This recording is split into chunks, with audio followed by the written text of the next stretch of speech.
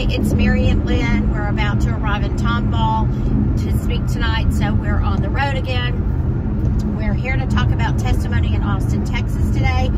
This is the first education hearing in the House, and it's all day long. Incredibly crappy bills all over the place. There's one bill that's reasonable, but if you don't get the rest of the sequence of bills, then you still don't really have any protection against pornography in school. So House Bill 900 was one that we were for and that we support and that we hope to see it get passed, but we know that the number of people registered, that right now there's more people registered against it. This is super, super concerning. It tells us that grassroots are not, they're not showing up, and really parents are not showing up. This is very, very concerning. We should have easily 3 to 1. I mean, because what happens is when we don't show up, I'll tell you who does show up.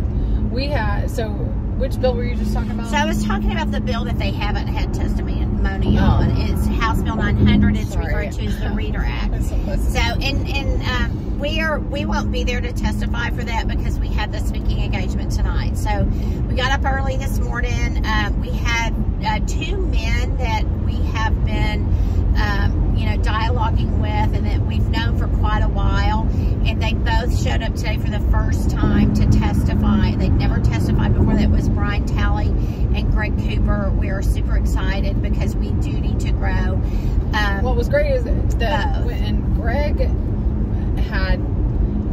he did a dive on the Temple ISD data. So this is tying to House Bill 1605, this is the Amplify bill is what we call it. So this is Marath's baby that he's gone to all of these groups to get them to support it, and he's got billionaire backing and people who are trying to get this curriculum bill through, and we showed up today to speak against it. And but anyway, so Greg had data on Temple ISD and how they didn't move the needle when they piloted Amplify in Temple ISD, but yeah, it's super frustrating because you're printing the data that the state publishes. You're printing all the information that is published about the schools from the schools, what they publish, what the state publishes relative to STAR, and yet the chairman of the board sits there and says, oh, Temple ISD closed the gap. But there's absolutely, and again, from a group of lawmakers say, if you can't measure it, you can't fix it. Or Mike Marath, data. I mean, when you use their data to discount their narrative, they don't want to hear it. They don't want to hear it, and they don't care. They just pretend that they didn't hear or didn't see the factual data given to them, and they continue to bloviate and say, Temple closed the gap. We need to have Amplify. Yeah, we need to scale this statewide. But they also have their people in these ISDs, and they can make people do a lot of things. If the TEA comes in, they're saying, oh, we're going to give you the mic here in Austin. You can tell about how wonderful Temple is. They're like, oh, everybody's going to spotlight on Temple. This is how the game works, and they have people. Well, the other thing is they clearly, they said that he was superintendent of the year. Yeah, so was our superintendent in that district. Of the year. I mean, it's all Crowley ISD had a superintendent of the year. It's all about who is going to take in the governor and the commissioners' pilots, and who's going to give him positive feedback and say, oh yeah, thanks. Well, anybody who gets an extra $6,000 stipend to use a curriculum is going to say something. You can bribe these districts. I said that during my testimony. You can make them do anything. Just dangle the money, and they'll grab for it. Yeah. I'm sick of it. So we can't wait to post the testimony. As far as testifying goes, I would say that today was, while we did not have near the number of people show up to testify against 1605 that we would have liked to have. Yeah, see, people take this is a tricky thing because they go where the noise is, and when you go where the noise is, you don't see where the other things are doing.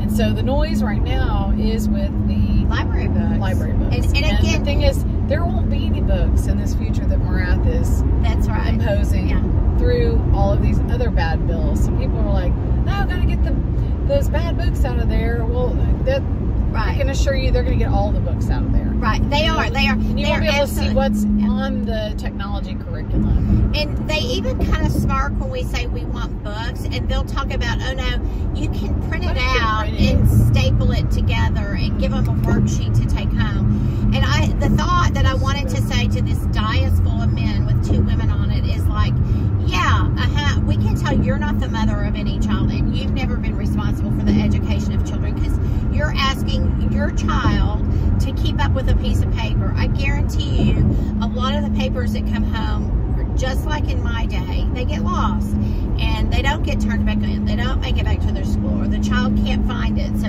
you know, it needs to be in a book. The books that you made, that's what it was. You made reference to the book.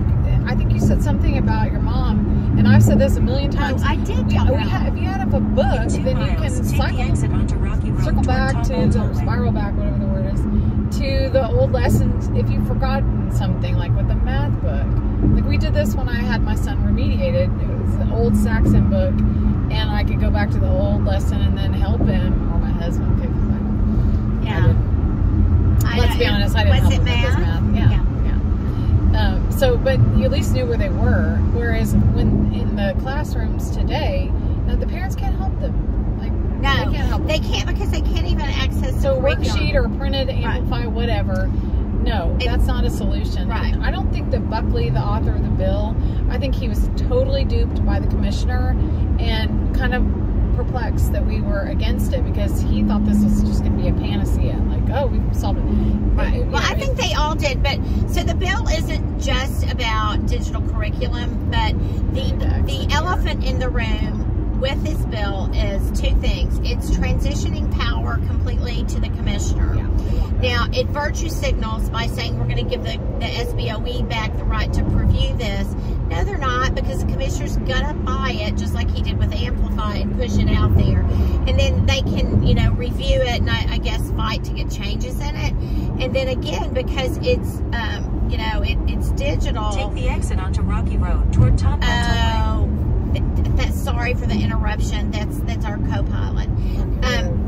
So, you know, Rocky Road to Tomball. With the curriculum that's digital, it can be changed by anybody at any point in time. Yeah. And that is what happens with this, and it's why we'll never know. It shifts the power away from the state board to the commissioner, even though it pretends to give the state board a few powers back that were removed back in 2011. Yes. But ultimately, continue onto West Grand Parkway, West Grand Parkway frontage road. It gives incrementally, the legislature has given the commissioner more and more power, and that's to an unelected. He's an appointed commissioner. We talked about him being a software entrepreneur, and how he's pushing this Amplify curriculum.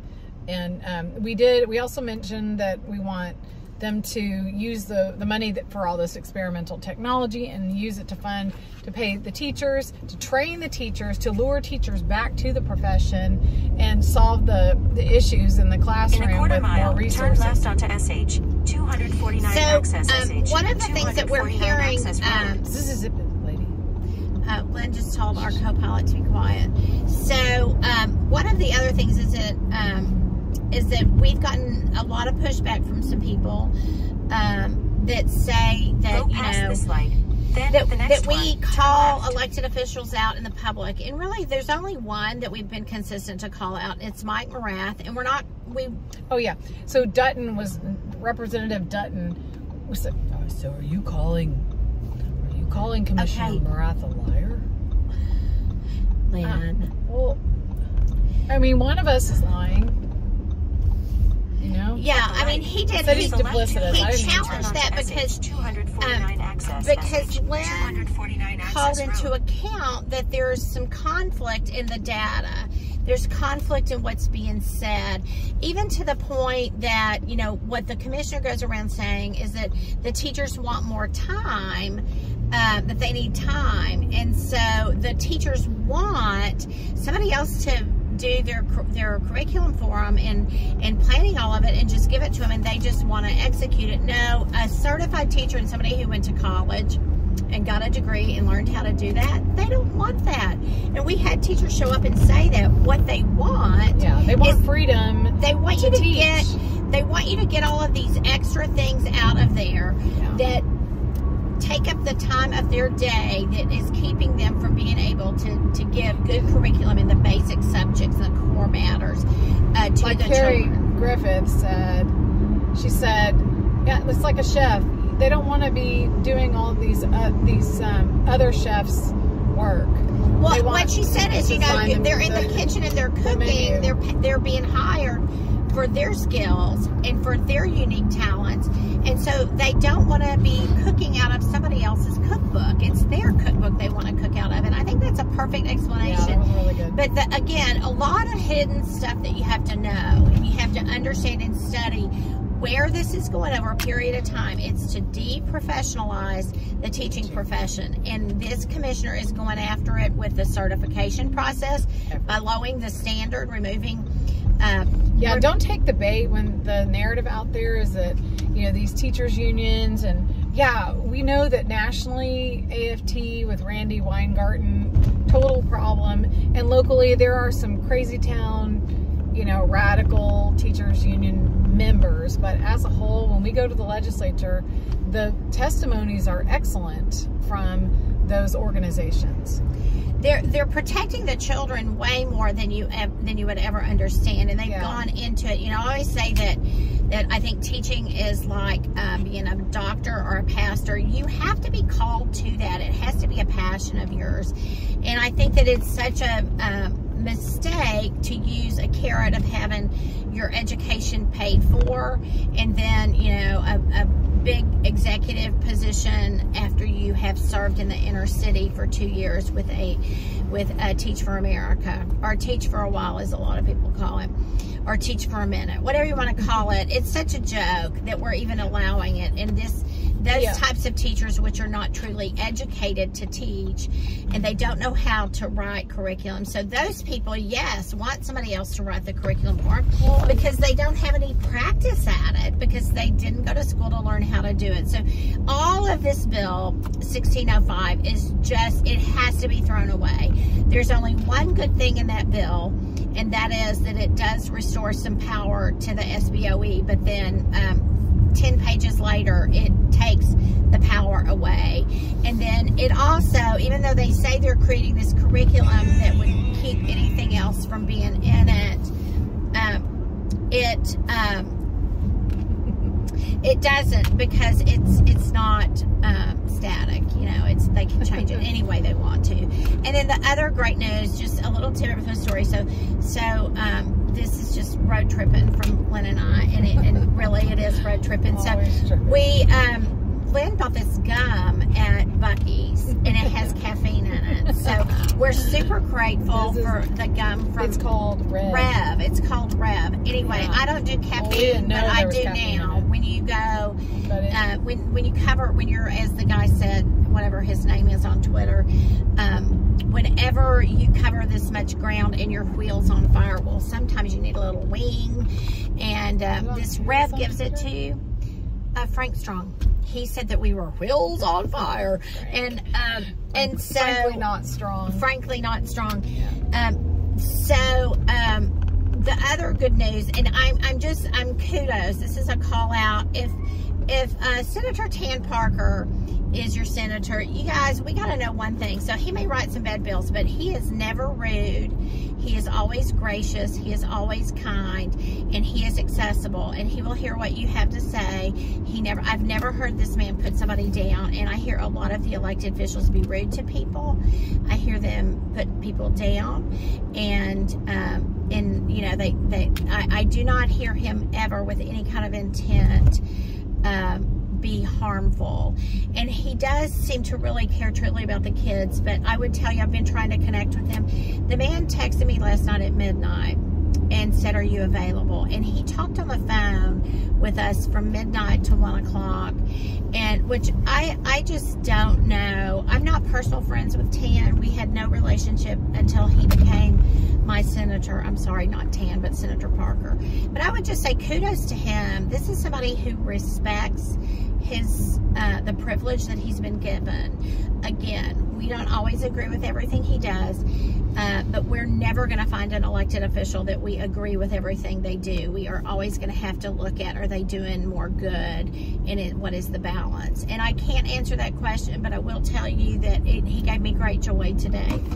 He agreed to carry a bill that we had hoped for, which was to limit technology by getting the children off of the Chromebooks, and no technology for instruction in K through 5, and very, very limited 6th, 7th, and 8th. And he's written the bill, and he's carrying the bill, and I really was concerned whether or not this bill would just get completely lost and it would never move. And I got an email notification from, Texas Legislation Online that the bill had been referred to the Education Committee. And that makes me so happy. That really makes me happy. And guys, we got to get ready, because we are going to have to, work hard. What's the name of the bill and the number? The name of the bill is, it's SB 2141, and it says a removal of TEKS in technology in TEKS. So it uses the word, because what he's doing is he's taken, they're removing a bill that actually Gio Capriglione wrote. They're going to remove that, and so that the kids, there's no teaching done on the Chromebook. And then the other in the House, in the House, Steve Toth is carrying the bill, and it's 5104, House Bill 5104. And if we get both of them, then we completely close the loop on the technology in K through 5. So we're super, super excited about that, but we are really going to have to, if we want that. And what I would say to you is, if we pass that bill, Morath can buy Amplify if he wants to, but our young kids are not going to be corrupted by it. So it's a major way, as Lynn says, to make Swiss cheese, because they can't collect data. The kids can't be online, and they can't go into, chat rooms or be exposed to sex trafficking. I mean, it really closes the loop as far as what the government is exposing them to by no supervision, no monitoring, because there isn't. I mean, if you are a parent and you're at home with your child and that iPad is sitting on the table, you know that you can barely keep the iPad out of the kid's hand. And so anyway, I think, wish us well. We're about to speak on SEL and how to file a grievance and why to file a grievance to protect and to expose SEL in the schools. Social emotional learning. Yes. Anyway, we're tired, but we're grateful. Okay. Thanks, y'all. Is that it?